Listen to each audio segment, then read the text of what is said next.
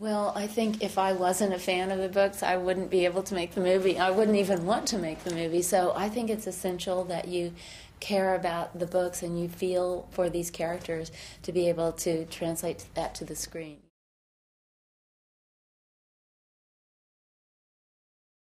Yes, I think especially by book 4, it's very steamy between them. So, yeah. Oh, well, I actually used the same shots, but I mean the same take, but just tighter shots in the kissing scene, so you still feel the passion.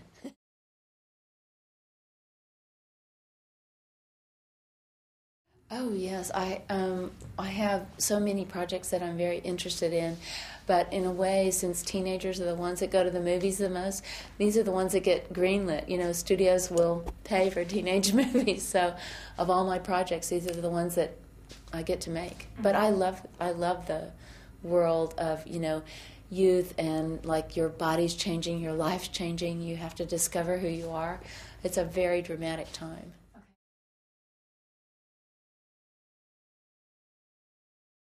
Oh, well, there's one project that I've been working on that's a comedy. It's called The Monkey Wrench Gang, and it's about eco-activists that do crazy things in a way to save the world. It's set in Utah, and Robert Redford and Sean Penn and Jack Nicholson, all kinds of people have been trying to make it. Now that we have a new president, hopefully people will have an open mind.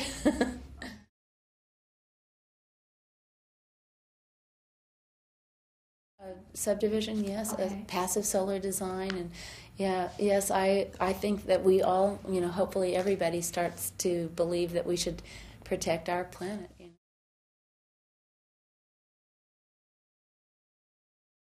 It's pretty friendly. It's very small, and it doesn't have air conditioning, or it's very minimal. And also, I have been a vegetarian. My for since I was 17, which every year you're vegetarian. That's the equivalent of driving a Prius for 10 years. So that's a good thing. Everything I do, I try to help the planet.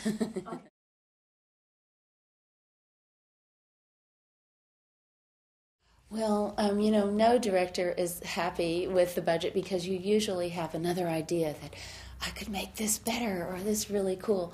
But, I think we had enough money to make it, pretty good. And that's what I hope, that when they do the next movie, they'll give just a little more room.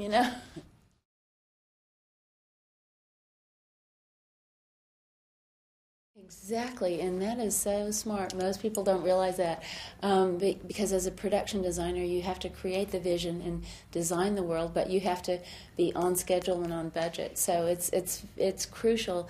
And when you have a movie like this, where you have rain, snow, sleet every day, you have weather problems, and only 44 days to shoot, your mind always has to be like a mathematician.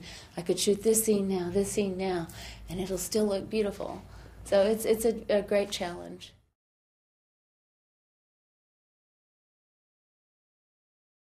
It's really fun because I think that I love that the books are encouraging people all around the world to read and to do their own creative outlets. I mean, it's a creative catalyst for kids around the world. People have learned how to do Photoshop and make posters. They're creating bands and writing music for Bella and Edward. They're making their own videos, and making T-shirts. And it's just exciting that there's this outpouring of, some of it's girl power, but also just, enthusiasm and a community.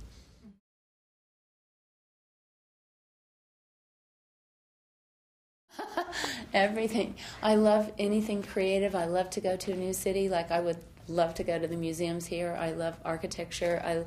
I love to meet people that are doing creative things, so everything. I love to surf. I love to be out in the water with the dolphins. I live on Venice Beach. So new places to see.